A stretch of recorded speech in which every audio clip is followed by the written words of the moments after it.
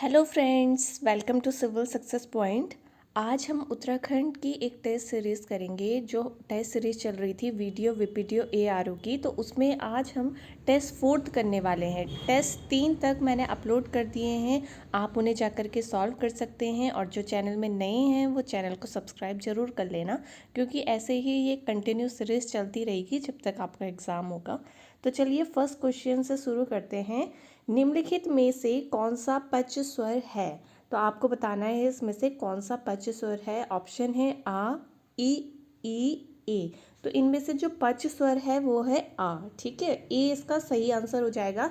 तो देखिए, जो पच स्वर होते हैं वो होते हैं आ, ओ, औ, ऊ और ऊ। ये सारे पच स्वर होते हैं। अग्र स्वर की बात की जाए तो ई, ए, आई जो होते हैं वो अग्र स्वर होते हैं, और जो अ होता है वो मध्य स्वर होता है, ठीक है। और आ इसमें क्या है? पच स्वर है, ठीक। सेकंड क्वेश्चन देखिए, श्री कामता प्रसाद गुरु जी के अनुसार विराम चिन्हों को किस भाषा से लिया हुआ माना जाता है? ऑप्शन ए अरबी, बी अंग्रेजी, सी फ्रेंच और डी चीनी। तो जो कामता प्रसाद गुरुजी हैं वो ये मानते हैं कि विराम चिन्ह जो लिए हैं सिर्फ पूर्ण विराम को छोड़कर सारे के सारे अंग्रेजी से लिए गए हैं। तो इसका जो आंसर है वो बी बिल्कुल सही हो जाएगा, ठीक है। थर्ड क्वेश्चन देखिए, विधानार्थक वाक्य किसे कहते हैं? जिस वाक्य से किसी बात का न होने का बोध हो। सेकंड ऑप्शन है जिस वाक्य से आज्ञा देने का बोध हो। जिस वाक्य से में किसी बात का होना पाया जाए, या इनमें से कोई नहीं। तो विधानार्थक वाक्य कौन सा है इनमें? सी, जिस वाक्य में किसी बात का होना पाया जाए, ठीक है।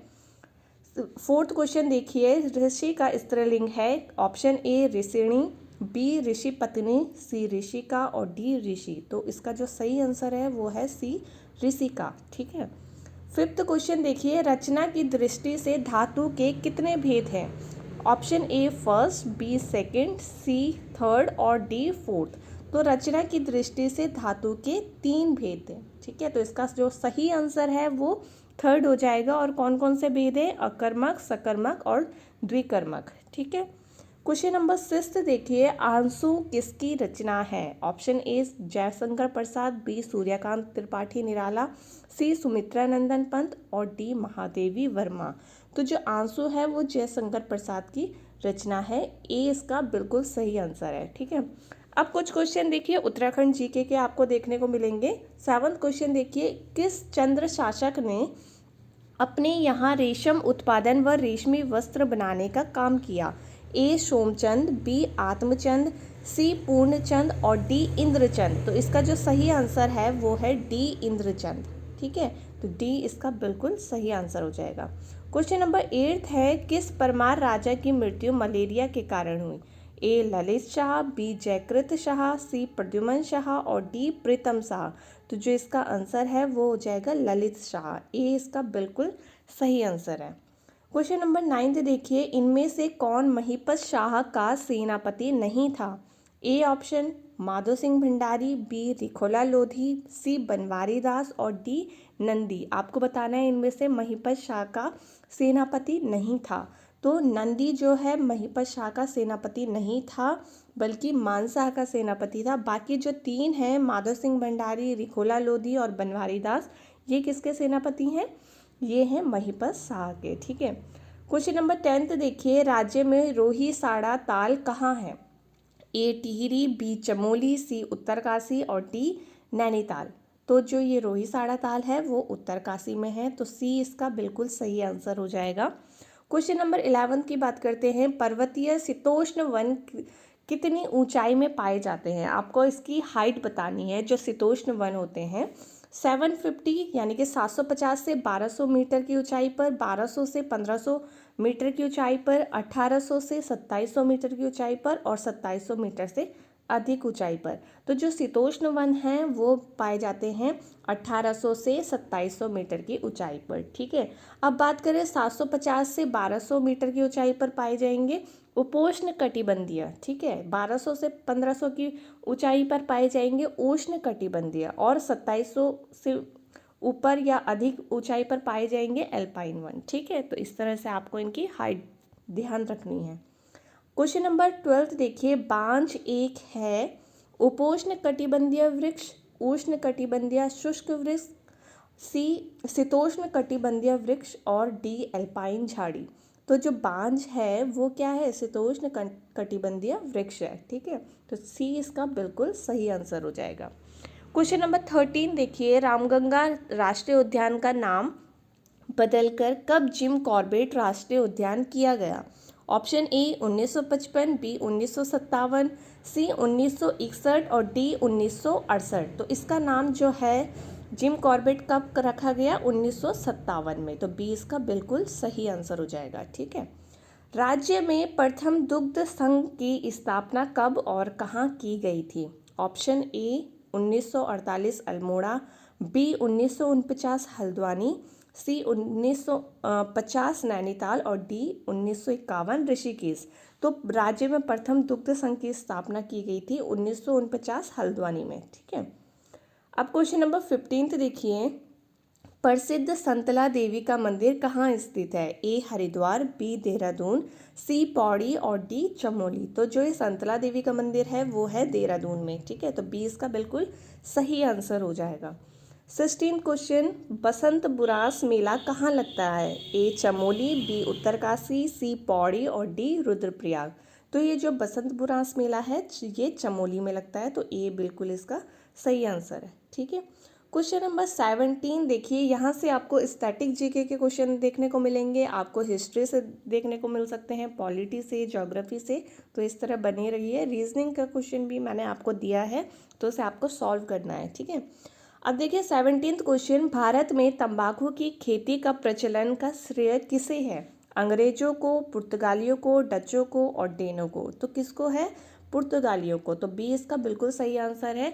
यही जो है भारत में तंबाकू लाए थे और इन्हीं के आने से तंबाकू की खेती शुरू हुई थी। ठीक है, 18th क्वेश्चन, अमेरिका को पूर्ण स्वतंत्रता कब मिली?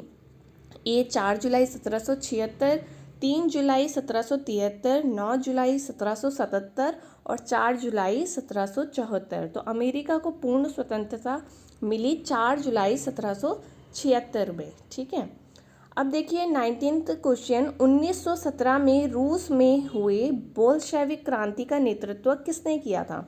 ए लेनिन ने, बी स्टालिन ने, सी बुल्गगिन ने और डी कार्ल मार्क्स ने। तो किसने किया था? लेनिन ने किया था। तो ए इसका बिल्कुल सही आंसर हो जाएगा। देखिए इसमें जो आपका वीडियो होगा इसमें विश्व इतिहास भी आने वाला है, तो आप वर्ल्ड हिस्ट्री को भी अच्छे से पढ़ना, क्योंकि उससे भी आपको 1-2 क्वेश्चन देखने को जरूर मिलेंगे पेपर में। ठीक है, 20 क्वेश्चन है, डोलड्रम पेटिस यानी कि शांत पेटी का विस्तार कहाँ पाया जाता है? ए 0 डिग्री से 5 डिग्री उत्तर, 0 डिग्री से 5 डिग्री दक्षिण, 0 से 15 डिग्री उत्तर एवं दक्षिण और 0 डिग्री से 5 डिग्री उत्तर एवं दक्षिण। तो कहाँ पाया जाता है इसका विस्तार? 0 से 5 डिग्री उत्तर एवं दक्षिण में। तो इसका जो सही आंसर है वो डी हो जाएगा। ठीक है, अब देखिए 21वां क्वेश्चन, लोनार झील किस राज्य में स्थित है? Option A Maharashtra, B Rajasthan, C Gujarat और डी पंजाब। तो जो लोनार झील है वो महाराष्ट्र में है। तो ए इसका बिल्कुल सही आंसर हो जाएगा। क्वेश्चन नंबर 22 देखिए, भारतीय संविधान के किस भाग को उसकी आत्मा की संज्ञा दी गई है? इस क्वेश्चन को ठीक से पढ़ना। भारतीय संविधान के किस भाग को उसकी आत्मा की संज्ञा दी गई है? अब ऑप्शन देखिए, मूल अधिकार, बी प्रस्तावना, सी संवैधानिक उपचारों का अधिकार और डी संशोधन प्रक्रिया। तो जो इसका सही आंसर है वो है प्रस्तावना। ठीक है, तो बी इसका बिल्कुल सही आंसर हो जाएगा। और क्वेश्चन इस तरह से पूछा जाए कि डॉक्टर भीमराव अंबेडकर ने किसको हृदय और आत्मा की संज्ञा दी है, तो उसका आंसर होता है संवैधानिक उपचारों का अधिकार। ठीक है, 2 क्वेश्चन हैं, अलग अलग हैं। नाम से पूछा जाएगा भीमराव अंबेडकर ने किसको दी है ये संज्ञा, तो उसका आंसर होगा संवैधानिक उपचारों का अधिकार। ठीक है, और इस क्वेश्चन का आंसर है प्रस्तावना। ठीक, तो क्वेश्चन इजी होते हैं पर आपको ध्यान से पढ़ना होता है, तब जाके ही आंसर आपके सही होंगे। ठीक है, क्वेश्चन नंबर 23 देखिए, भारतीय संविधान में किस अनुच्छेद के आधार पर संशोधन किया जाता है, यानी कि अमेंडमेंट किया जाता है? ए अनुच्छेद 365, बी अनुच्छेद 366, सी अनुच्छेद 67 और डी अनुच्छेद 368। तो कोई भी संशोधन अगर करना हो तो वो आर्टिकल जो है 368 के तहत किया जाता है। तो इसका जो आंसर है वो हो जाएगा डी, बिल्कुल सही, अनुच्छेद 368। ठीक है। क्वेश्चन नंबर 24 देखिए, देश बंधु की नाम से किस व्यक्ति को जाना जाता है। ठीक है। ए Chittaranjan Das, B C F Andrews, सी डॉक्टर राजेंद्र प्रसाद और डी शेख मुजीबुर रहमान। अब देखिए इस क्वेश्चन को भी आपको ध्यान से पढ़ना है। देश बंधु लिखा है तो इसका जो सही आंसर हो जाएगा वो हो जाएगा सी एफ एंड्रयूज। ठीक है। अब देखिए चित्तरंजन दास को क्या कहते हैं, दीन बंधु। राजेंद्र प्रसाद को क्या कहते हैं, देश रत्न। और शेख मुजीबुर रहमान को क्या कहते हैं, बंगबंधु। ठीक है। तो इसलिए ये जो नाम मैंने ऑप्शन में दिए हैं ये थोड़ा सा एक दूसरे से रिलेट करते हैं, जैसे कि चित्तरंजन दास, दीन बंधु और देश बंधु की बात की जाए तो सी एफ एंड्रयूज। ठीक है। इस तरह से क्वेश्चन में कंफ्यूजन नहीं क्रिएट करना है, अच्छे से क्वेश्चन को पढ़ना है और आंसर टिक करना है। ठीक है। अब एक लास्ट क्वेश्चन रीजनिंग का है। पहले इस क्वेश्चन को आप देख लीजिए ठीक से, पॉज करिए वीडियो और सॉल्व कीजिए। ठीक है। अब मैं बताती हूँ इसको कैसे करना है। आपको ये सीरीज़ दी है, इसमें एक जगह में क्वेश्चन मार्क है और बताना है यहाँ पर कौन सा नंबर आएगा। तो इसका जो आंसर होगा वो कैसे निकालना है, देखिए 6 2 12 और 5 2 10। अब बाकी में ऐसे ही रिलेशन देखिए, 2 4 8 और 9 4 36। ठीक है। वैसे ही 3 3 9, तो कितने 3 24 होगा, तो 8 3 24। ठीक है।